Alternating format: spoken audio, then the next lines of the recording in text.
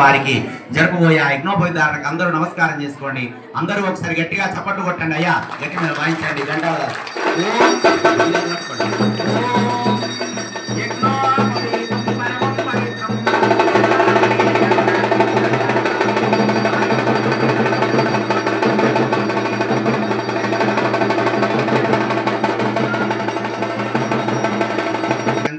యజ్ఞోపవిధారణ జరిగింది.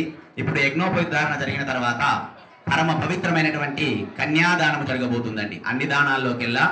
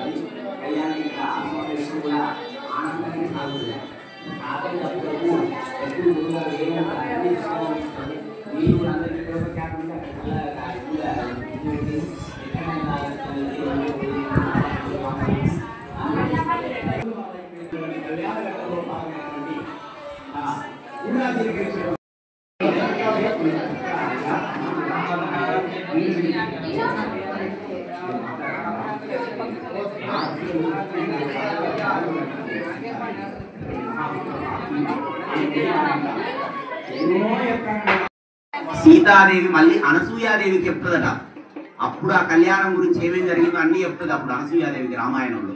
అక్కడ ఈ కళ్యాణం గురించి పూర్తిగా ఇవన్నీ వివరణలు అన్ని తెలుస్తాయి. అనసూయాదేవికి సీతాదేవి చెప్తుంది తన కళ్యాణం గురించి. ఆ కళ్యాణం ఏ విధంగా జరిగింది, ఎట్లా జరిగింది, ఇవన్నీ అర్థాలవే. కాబట్టి దనిమధు జరిగింది, అదేవిధంగా గూఢాజీరక నిక్షేపం జరిగింది. ఇప్పుడు మాంగళ్యధారణ జరగబోయే ముందు దానికన్నా ముందు గర్భతో 3 రకాల పనులు చేస్తారు. దర్భ అంటే చాలా పవిత్రమైనటువంటిది. సృష్టిలో ఏది పుట్టక ముందు దర్భ పుట్టిందట. ఆ దర్భ చుక్క తాకిందంటే మళ్ళీ ప్రాణంతో ఉంటుందట. అందుకే చూస్తే అయ్యగారు ఎప్పుడు ఇట్లా దర్భంకరాలు పెట్టుకుని కళ్యాణం మంగళ శుభకరమైన ఉంటుంది. కానీ ఇక్కడికి వచ్చి వెళ్ళామంటే దాని శక్తి ఖచ్చితంగా మన లోపల మనం ఒకసారి తాపాలను దగ్గరకు రానివ్వం. 3వ తమోగుణం అజ్ఞానం అనే దాన్ని దగ్గరకు రానివ్వం అనేది 3 ముళ్ళు వేస్తారు. పంచభూతాల సాక్షిగా వివాహం జరుగుతుంది కదా. పంచభూతాల సాక్షిని ప్రతి చోట ప్రపంచం ప్రపంచం పంచం అని అన్నింటినీ చదువుతాం కదా. మరి ఇక్కడ ఎందుకు 3 ముళ్ళు 5 వేయకుండా అంటే పంచభూతాల్లో పూలల్లో మహాలక్ష్మి పాలు ధాన్యము ఏ ఇంట్లో దాన ధర్మములు చేయబడతాయో, ఏ ఇంట్లో బాగా జరిగిన శివధనుస్సు ఇక్కడ విరగాలి, కళ్యాణం జరగాలి. లోకాన్ని కొన్ని వేల సంవత్సరాలుగా దశశత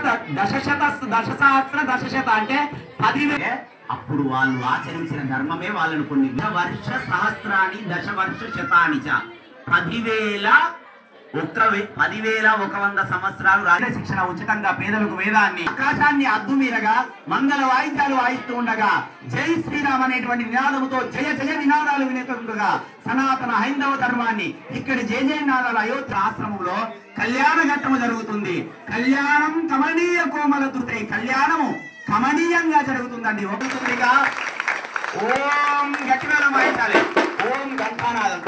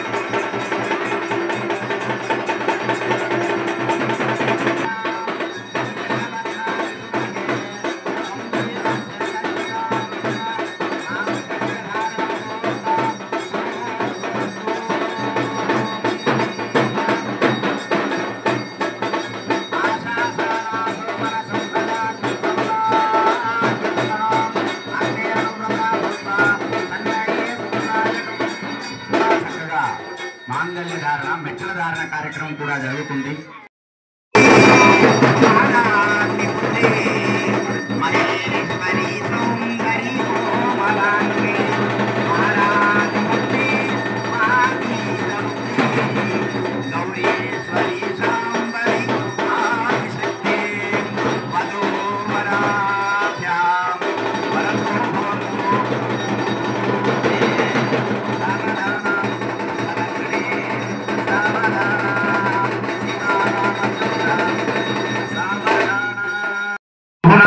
కుండుము నగకుళేశుని నందిని